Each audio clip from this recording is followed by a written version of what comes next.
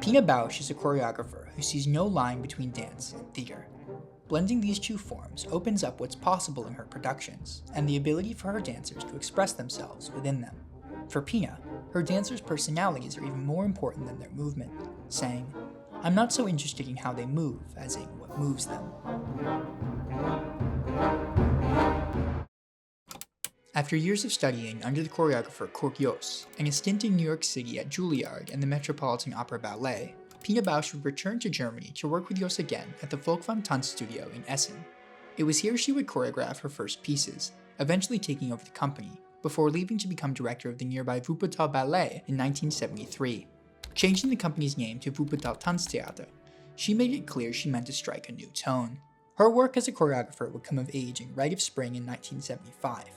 Bausch's production of Stravinsky's ballet was evocative and bold, portraying the fertility festival leading up to the sacrifice, the dancer in the red dress.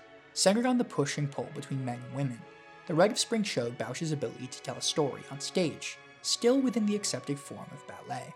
A few years later, as Pina ventured into new styles, a coup erupted within the ensemble, with many of the dancers rejecting her direction, referencing an absence of dance. With her own company in open rebellion, she left, beginning to work with a small group of dancers from the company. This loyalist group would return to the remaining ensemble with the choreography that would become their next production, Bluebeard, or rather, Bluebeard, while listening to a tape recording of Bela Bartok's opera, Duke Bluebeard's Castle.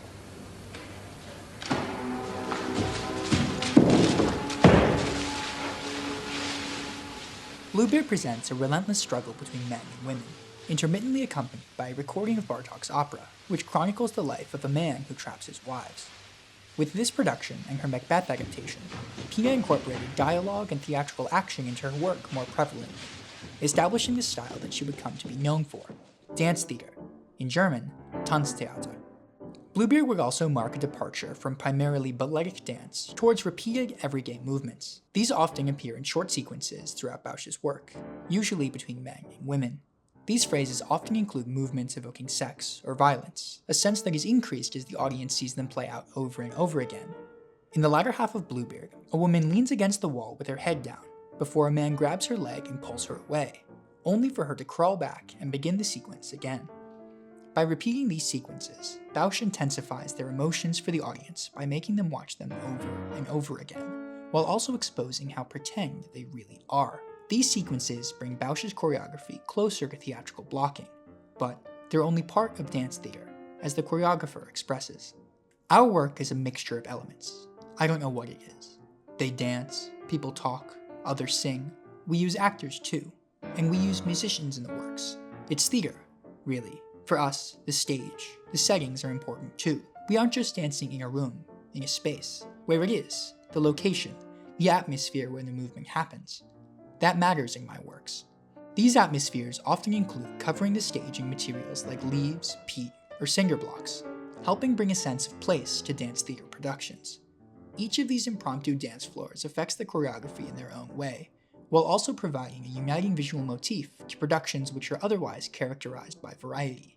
While these designs change, what is consistent across all of Bausch's productions is the role of the dancers, who, given her processing rehearsals, are made authors in their own right. In many dance companies, uniformity is paramount. Performers are selected based in no small part on their looks or body type, and are assimilated into their part of the ensemble. Pina's approach at Wuppertal stands in contrast to this, saying, "I pick my dancers as people. I don't pick them for nice bodies, for having the same height or things like that. I look for the person, the personality." Je suis devenu danseur parce que j'ai eu un accident. These personalities are plain to see in her productions, with performers using their real names and sharing anecdotes from their past throughout her work. The dancers in her company are collaborators, and their lives and feelings are material. Instead of blending into one person's singular creative vision, they stand out with their own contributions, and with the ways they inspire Bausch. Pina spent much of the rehearsal process asking her dancers questions, and giving them time to answer. Answers could come in dance or verbal form. Sometimes they wouldn't go anywhere. Other times, they become the centerpiece of a production. Pina's use of questions is well documented in Chantal Akerman's film, One Day Pina Asked, where she interviewed dancers from the company. Here, the dancer Lutz Forster recalls a question during the rehearsals of Nelken. Une question c'était faire quelque chose dont on est fier.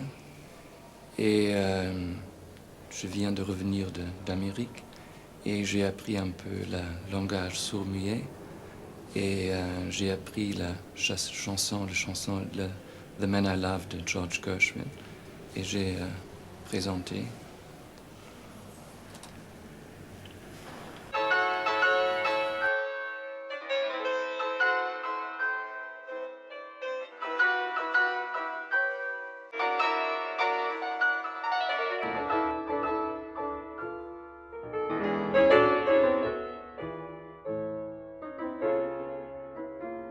There is no character here, and in any other setting, the movements wouldn't even be considered a dance.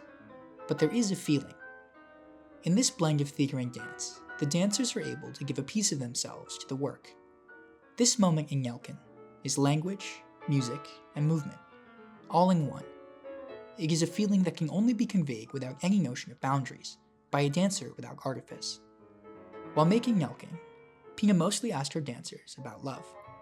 In her world of difficulty in relationships between men and women, this sequence is a rare moment of pure optimism, on a stage filled with flowers. I wanted to express something that I couldn't express with words at all.